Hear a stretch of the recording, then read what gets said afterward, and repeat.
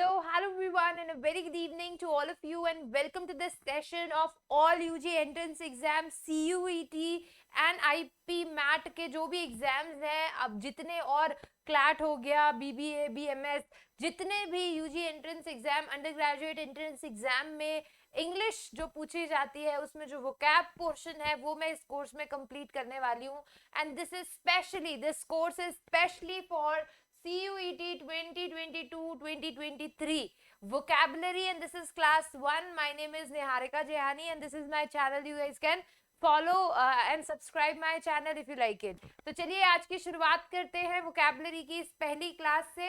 And पहला question जो आप लोगों की स्क्रीन पे है, क्वेश्चन से पहले मैं आपको बता देना चाहती हूँ मेरे इस चैनल पे एसएससी बैंक गवर्नमेंट एग्जाम जो ग्रेजुएट किड्स हैं उनके लिए जो इंग्लिश ग्रामर है और इंग्लिश वोकैबुलरी है उसकी classes Monday Wednesday Friday 8 PM पे वीडियो जो है डल जाएगी इस चैनल पे. और सीयूईटी के लिए और बाकी एंट्रेंस एग्जाम के लिए जो इंग्लिश की रिक्वायरमेंट है वो टीटीएस ट्यूसडे थर्सडे सैटरडे 8 बजे जो है मेरे चैनल पे वीडियो अपलोड होगी. तो आप लोग जो है आकर उस वीडियो को देखें. नोट्स जो है आपको www.niharikajayani.com मेरी वेबसाइट है, उस पे आपको इसकी पीडीएफ भी मिल जाएगी जिस पे आप लोग जाकर डाउनलोड कर सकते हैं. लिंक डिस्क्रिप्शन में दिया हुआ है.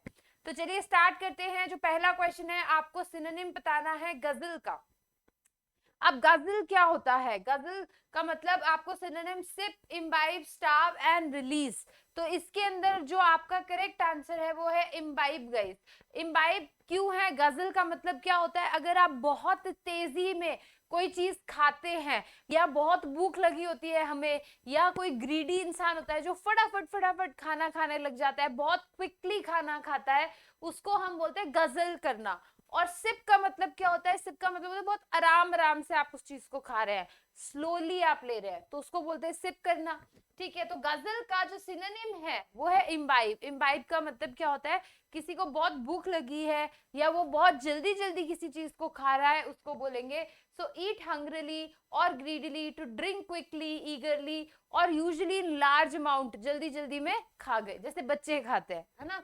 तो गजल करना, इम्बाइब करना. सिप का मतलब क्या होता है? ड्रिंक स्लोली, धीरे किसी चीज को खाना. स्टार्व वर्ड जो ऑप्शन में दिया हुआ है, स्टार्व का मतलब होता है अगर कोई फूड की कमी हो, ठीक है, खाने की कमी की वजह से कोई इंसान कमजोर हो जाए तो उसको बोलते हैं स्टार्व कर रहा है. ये स्टार्व कर रहा है मतलब ये कमजोर पड़ रहा है क्योंकि इसको इनफ खाना नहीं मिल रहा, तो ये कमजोर पड़ रहा है. तो स्टारवेशन एक वर्ड होता है जिसका मतलब होता है भूखमरी, जिसको हम बोलते हैं कि खाना जिसको प्रॉपर नहीं मिल रहा. तो starve means to cause someone to become very weak or die because there is not enough food to eat. चलिए नेक्स्ट वर्ड आप लोगों की स्क्रीन पे है और आपको सिनोनिम बताना है हाउंड का. So this word is very popular obviously for dogs. आप लोगों ने ये वर्ड सुना होगा. हाउंड का जो मतलब सिनोनिम है यहाँ पे वो है बीगल. हाउंड का मतलब होता है एक तरीके से हंटिंग डॉग जो होता है, वाइल्ड डॉग जो होता है, उसके लिए हम लोग यूज करते हैं हंटिंग डॉग. तो इसके लिए बीगल वर्ड का यूज किया जाता है विच इज सिनोनिम. बाकी जो वर्ड है माइग्रेट वर्ड, आप लोग देखिए माइग्रेट होता है एक जगह से दूसरी जगह पे जाना. जो लोग है अपना एक लोकेशन छोड़ के दूसरे लोकेशन पे चले जाते हैं उसको हम बोलते हैं कि वो क्या कर रहे हैं? माइग्रेट कर रहे हैं. क्रिटिक कौन होता है? जो दूसरों के बारे में नेगेटिव चीजें बोलता है, उनके बारे में बताता है. someone who says that they do not approve of someone. और fault finder जो गलतियां निकालता है, दूसरों के बारे में मिस्टेक्स बताता है, राइट. तो वो कौन है? क्रिटिक है. आगे बात करते हैं. आपको सिनोनिम बताना है एम्बार्गो का. एम्बार्गो का मतलब क्या होता है? बैरियर, प्रिस्क्राइब, कंफर्ट या जस्टिफाई.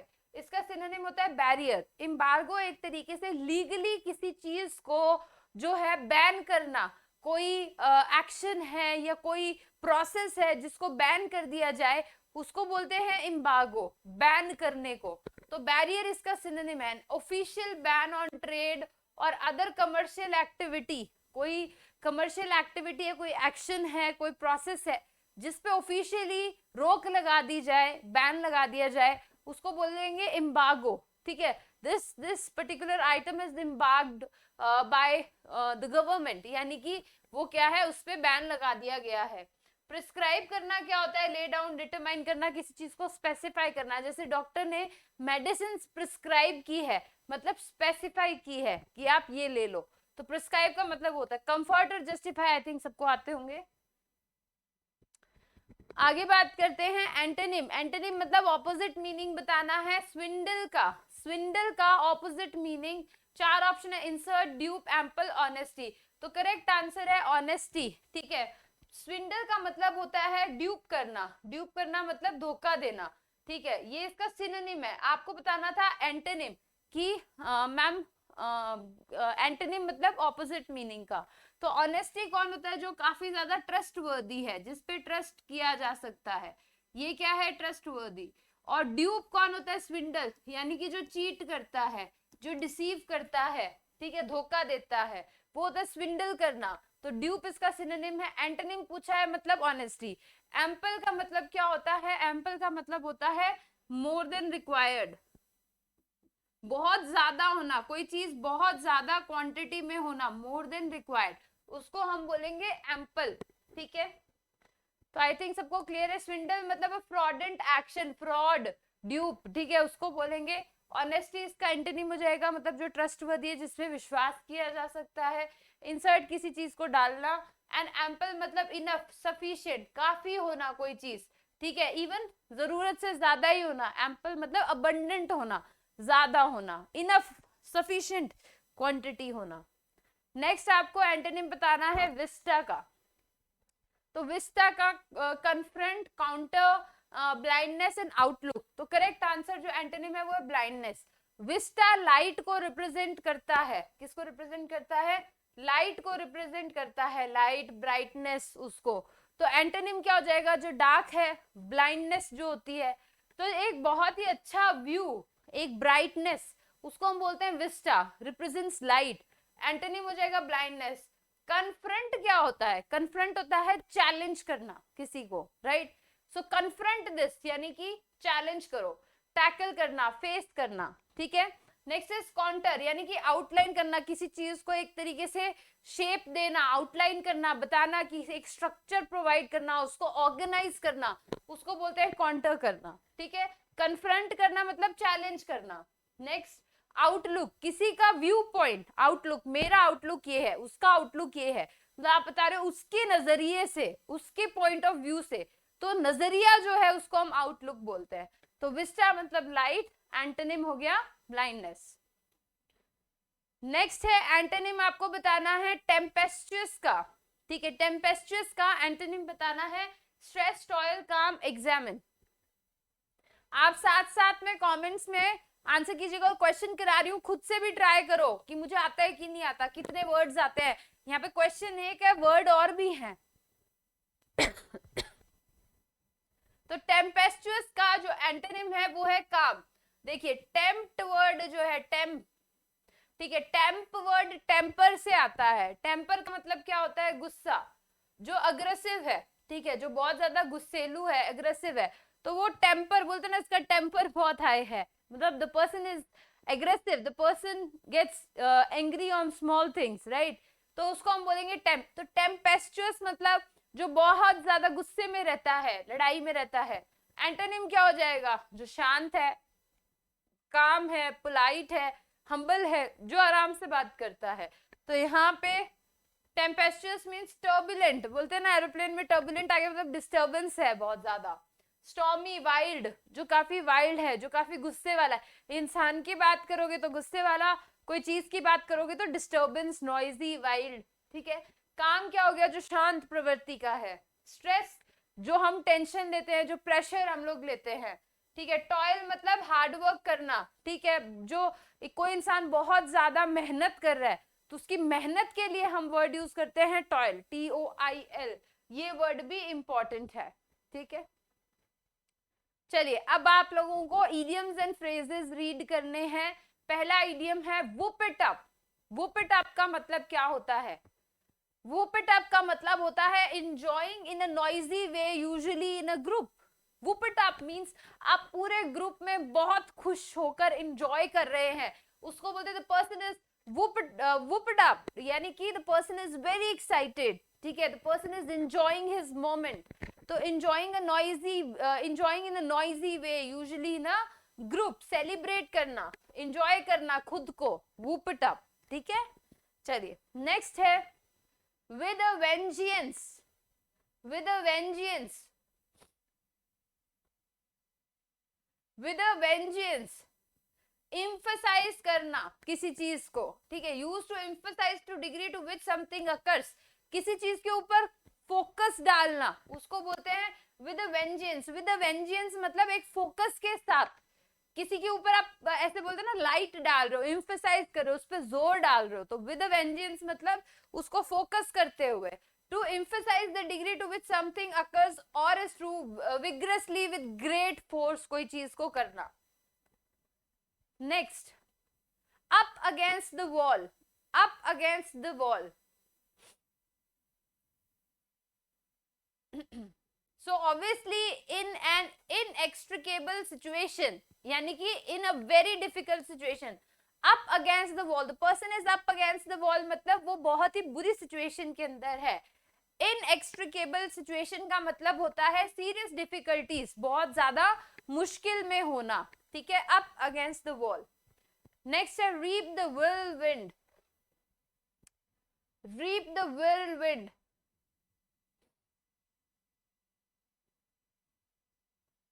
See, देखिए, reap the whirlwind means to suffer the negative consequences of one's action. किसी इंसान ने कोई एक्शन किया और उसके जो नेगेटिव कॉन्सिक्वेंसेस है, उसके जो नेगेटिव रिजल्ट है, वो उसको झेलने पड़ रहे हैं, उसको हम क्या बोलेंगे? उसको बोलेंगे to suffer the negative consequences of one's action means reap the whirlwind. Next है idiom phrases of the first water. और द फर्स्ट वाटर मींस सबसे हाई क्वालिटी का. ठीक है, तो यहाँ पे leading a comfortable life, acting contrary, critically of the best quality. ठीक है, और the first water means best quality का होना. Next, weather the storm. Weather the storm. Be absolutely unwilling to cooperate, fall over in a sudden or dramatic way, survive a period of difficulty, dispute a decision or choice already made. तो weather the storm का मतलब होता है successfully deal with a very difficult problem. ठीक है, कोई problem थी, उससे बहुत अच्छे से उसको टैकल किया, उसको बहुत अच्छे से हैंडल किया. ठीक है, तो weather the storm का मतलब क्या है? Survive a period of difficulty, यानी कि किसी डिफिकल्टी को अच्छे से हैंडल करके उसको सर्वाइव करना. So that is weather the storm. Next is spin your wheels. Spin your wheels. Spin your wheels का मतलब होता है वेस्ट योर टाइम और एफर्ट्स. कोई ऐसी चीज में टाइम वेस्ट करना जो कि आपको रिजल्ट ना दे. To waste time doing things that achieve nothing, जिससे कुछ भी हासिल ना हो, तो उसको हम क्या बोलेंगे? Spin your wheels, time waste करना. Wear the green willow. Wear the green willow. Wear the green willow का मतलब होता है टू ग्रीव फॉर लॉस्ट और अनरिक्वायर्ड लव. ठीक है, मतलब कोई ऐसी चीज जो आपने खो दी, उसके लिए आप दुखी हो रहे हो. जो चीज चली गई उसके लिए दुखी होना, तो उसको हम बोलते हैं wear the green willow. So the correct answer is suffer unrequited love, यानी कि अनरिक्वायर्ड लव बेसिकली एक ऐसे चीज के लिए रोना जो आपके लायक नहीं थी या जो आप खो चुके हो. ठीक है, so that is wear the green willow. Next is wild and woolly. Wild and woolly. So this obviously represents exciting mode, right? The person is wild and woolly means uncouth in appearance or behavior, यानी कि the person is very excited. The person is in an abnormal way, एक normal state में नहीं है, high energy mode में है, तो उसको बोलते हैं wild and woolly. The next is give it a whirl. Give it a whirl. To be engaged in cheating, to completely destroy something, attach or criticize someone, to try out something. Give it a whirl. Whirl means to try something. कि चलो ये कोशिश कर लेते हैं. So let's give it a whirl. Means चलो कोशिश करते हैं CUET के एग्जाम की अच्छे मार्क्स लाने की, अच्छे रैंक लाने. Give it a whirl means let's try. So this is the correct answer for these idioms. तो होपफुली ये वीडियो आप लोगों को अच्छी लगी हो। मेरे सारे सोशल मीडिया मेरे नाम से ही है, सबके लिंक जो है नीचे डिस्क्रिप्शन में दिए हुए हैं और क्लास का टाइमिंग ऊपर लिखा हुआ है। सारे graduate SSC CGL competitive government exam की तैयारी करने वाले, उनको अगर इंग्लिश पढ़ना है वो डेली मेरे चैनल पे 8 बजे आकर वीडियो देख सकते हैं। एक रिकॉर्डेड वीडियो अपलोडेड रहेगी। और सीयूईटी की तैयारी करने वाले और एंट्रेंस एग्जाम्स की तैयारी करने वाले under graduate students Tuesday Thursday Saturday 8 बजे पे मेरा चैनल देख सकते हैं, उनको एक वीडियो मिलेगी। इन सब वीडियोस के नोट्स मेरी खुद की वेबसाइट niharikajiani.com पे आप लोगों को मिल जाएगी, लिंक डिस्क्रिप्शन में रहेगा। Thank you so much, take care, see you in the next part guys. If you like it, please like the video and subscribe the channel. Thank you.